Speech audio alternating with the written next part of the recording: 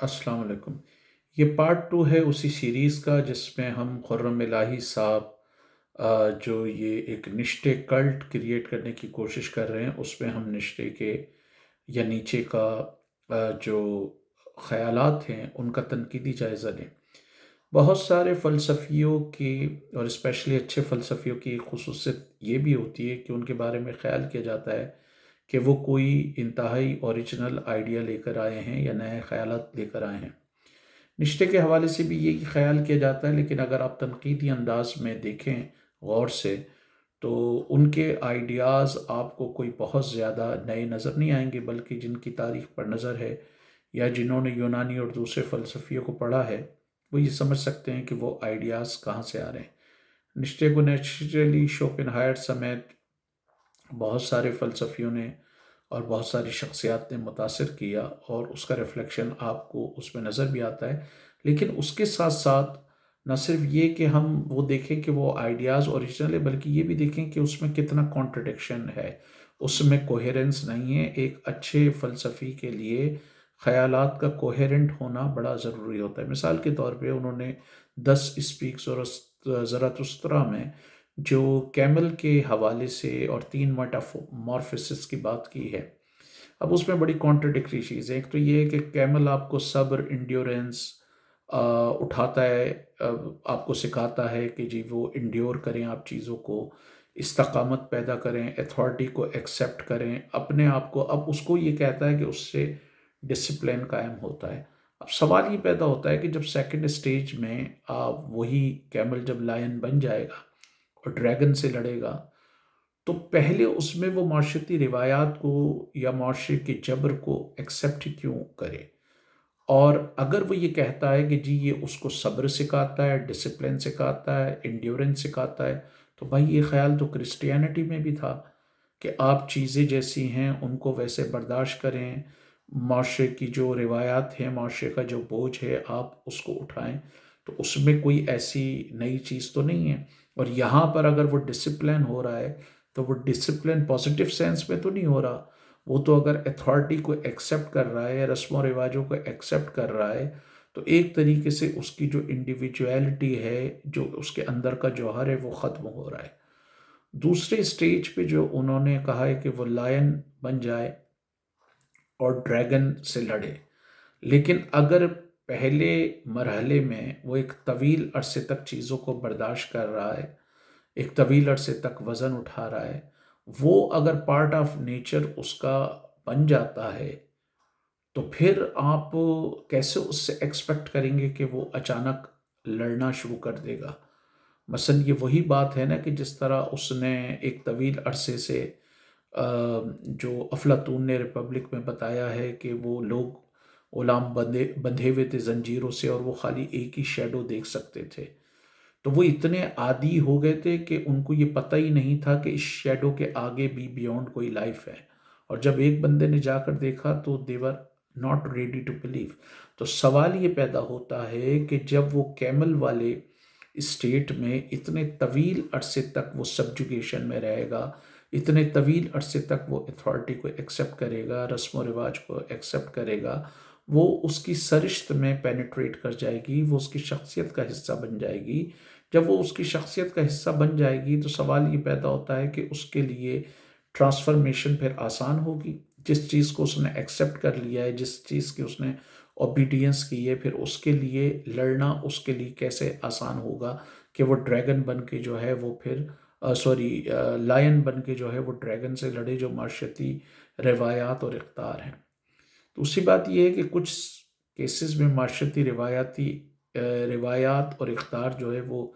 अच्छी भी हो सकती हैं। अगर माशरा जो है वो कमज़ोरों की हेल्प कर रहा है, बेसहारों की हेल्प कर रहा है, आप उसके ख़िलाफ़ तो रिवोल्ट नहीं कर सकते।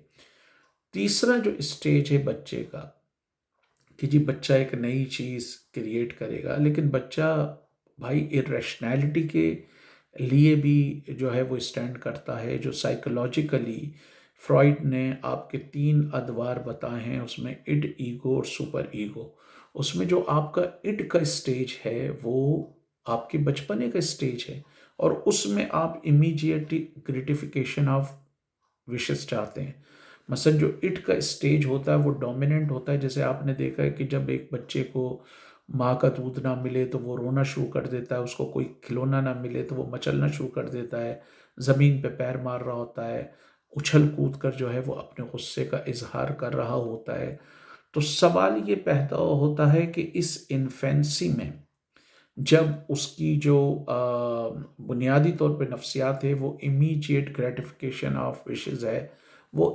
کیسے ایک نئے سسٹم کی بنیاد رکھ دے گا، جس نئے سسٹم کے لیے آپ کو انتہائی سوچ و بچار چاہیے، فکر چاہیے، انتہائی آپ کو وزڈم چاہیے۔ وہ وزڈم تو آپ میں ڈیولپ نہیں ہوگی۔ اب آپ بچے کو خالی یہ کر کے کہ وہ ایک نئی چیز کا سمبل ہے، اور خود یہ زراتشترا میں اس نے ایکسپلین نہیں کیا کہ وہ اوور مین یا اوور مانچ یا سپر مین کس طرح کا ہوگا، اس کے خد و خال اس نے بیان نہیں کیے۔ تیسرا جو ایک ریٹروگریسو ایلیمنٹ ہے، جب نشتے دوسروں پہ تنقید کرتا ہے کہ جی وہ فیٹلسٹک ہو جاتے ہیں، وہ اپنی تقدیر پہ جو ہے وہ بھروسہ کرنے لگتے ہیں، اور وہ جو بھی ان کی صورتحال ہے اس میں وہ خوش رہتے ہیں، لیکن اس کا خود جو ایمر فاٹی کا تصور ہے، ایمر فاتی یا ایمر فاٹی کا جو تصور ہے وہ بڑا فیٹلسٹک ان نیچر، وہ لیٹن ورڈ ہے جس میں لو آف فیٹ کے حوالے سے کہ جو بھی آپ کی قسمت ہے آپ اس سے محبت کریں۔ دس اسپیک زرتشترا میں جب وہ ڈیمن کی بات کرتا ہے تو ڈیمن ایک سچویشن یہ دیتا ہے کہ فرض کریں کہ آپ کی زندگی جو ابھی ہے یہ بار بار اسی طرح آتی رہے اور ان نمبرابل آف ٹائم آتی رہے، تو اس میں نشتے یہ کہنے کی کوشش کر رہا ہے کہ آپ کو صرف اس وقت ہی اس ڈیمن کی بات کو یس نہیں کرنا چاہیے جب آپ کی زندگی اچھی ہو، جیسے آپ کی یہ زندگی اچھی ہے اور ڈیمن کہہ رہا ہے کہ اگر اس طرح کی اچھی زندگی بار بار آتی رہے تو کیا آپ آئیں گے؟ تو نشتے یہ بتانے کی کوشش کر رہا ہے کہ اس میں صرف آپ کو اس وقت یہ نہیں کہنا چاہیے کہ میں بار بار آؤں گا، بلکہ اس وقت بھی کہنا چاہیے جب آپ کی زندگی میں سفرنگ ہوں، مسائل ہوں، مشکلات ہوں، دونوں طرف کی۔ تو آپ کی اگر زندگی اچھی ہے تو بھی اب یس کہیں، اور اگر بری ہے تو بھی یس کہیں۔ اب سوال یہ پیدا ہوتا ہے کہ جب آپ نے یہ بات کر لی کہ آپ کی زندگی میں اچھائی اور برائی دونوں اور اس کو ایکسپٹ کر لیا، تو بھائی یہ تو مختلف مذاہب بھی کہتے ہیں، یہ کوئی نئی بات تو نہیں ہے۔ بہت سارے مذاہب کے لوگوں کا کہنا ہے کہ اچھی اور بری چیزیں دونوں اللہ کی طرف سے ہوتی ہیں، یا گاڈ کی طرف سے ہوتی ہیں، یا رام کی طرف سے ہوتی ہیں، یا بھگوان کی طرف سے ہوتی ہیں۔ ہندو فلاسفی میں بھی یہی ہے کہ جو جنم آپ کو دے دیا گیا ہے اس کو آپ ایکسپٹ کریں، تو اس میں کیا ڈفرینٹ ہے؟ اسی طرح کرسچن فلاسفی میں یا کرسٹیانٹی میں بھی ایک یہ طویل عرصے تک تھا کہ بھئی جس طرح آپ کو بنایا گیا، جو آپ کے حالات ہیں بس آپ ان کو برداشت کریں، اور کنگڈم آف گاڈ میں جو ہے آپ کو اس کا اجر ملے گا۔ تو سوال یہ پیدا ہوتا ہے کہ یہ جو امر فاتی کا یا فاٹی کا جو تصور ہے نشتے کا، وہ کس طرح فیٹلسٹک اپروچ سے ڈیفرنٹ ہے۔ نشتے خود دوسرے مذاہب کو اور دوسری آئیڈیالوجیز کو ان بنیادوں پر کرٹیسائز کر رہا ہے کہ وہ ان اے وے دے آر فیٹلسٹک، وہ تقدیر پرستی کی طرف لے کے جاتی ہیں۔ لیکن جب آپ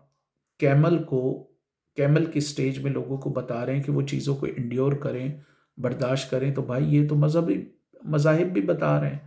کہ مثلا اسلام میں وہ صبر ایوب ان اللہ مع صابرین،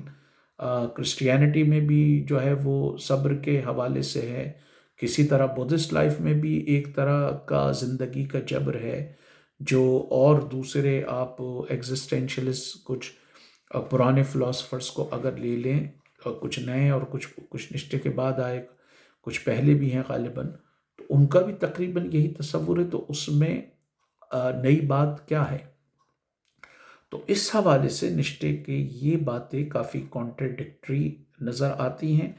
کہ کیملز کے اس میں وہ انڈیور کرنے کی بات کر رہا ہے، جب وہ خود مذہب کی مخالفت کر رہا ہے، اور مذہب کی مخالفت وہ اس وجہ سے کر رہا ہے کہ وہ ایک ایسی سلیو مورالٹی دے دیتی ہے جس میں آپ کو بس کہتی ہے کہ جو آپ کے پاس چیزیں ہیں، جو آپ کی زندگی ہے، بس برداشت کریں، قناعت کریں، اگر آپ کمزور ہیں تو بس کمزوری پر ہی آپ جو ہے وہ تقیہ کریں اور اسی پر جو ہے وہ گزارا کریں، تو ایک طریقے کی وہی بات تو وہ بھی بتا رہا ہے۔ دوسری طرح جو وہ مشکلات کے تھرو ڈسپلن کی بات کر رہا ہے،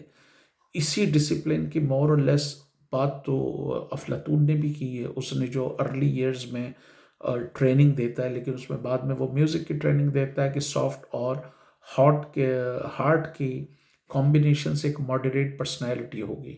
لیکن پوری دنیا میں جو سفرنگ کی ٹریننگ ہے، جو ہارڈ شپس کی ٹریننگ ہے، وہ تو ہر جگہ ہے۔ یوگا میں بھی بہت سارے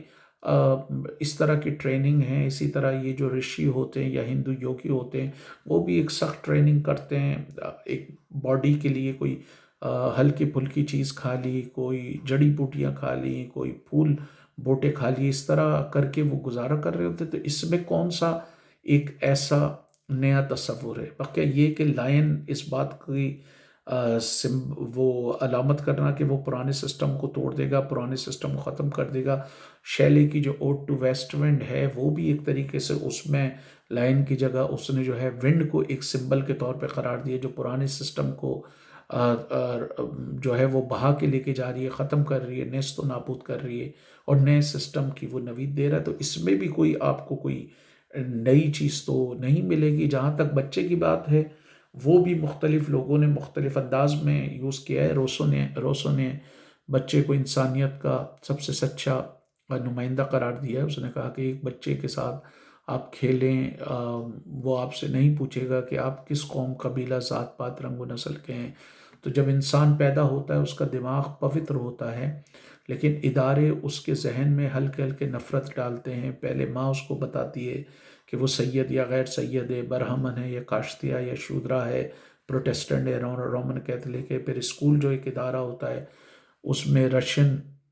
بچے کو غالباً یہ بتایا جائے کہ جی وہ رشین سب سے زیادہ سپیریئر ہے، امریکن بچے کو یہ بتایا جائے کہ امریکن سپیریئر ہیں۔ پھر مذہبی اداروں میں وہ جاتا ہے، وہاں بھی مختلف طرح کی نفرتیں سکھائی جاتی ہیں مذاہب کے نام پر اور فرقوں کے نام پر۔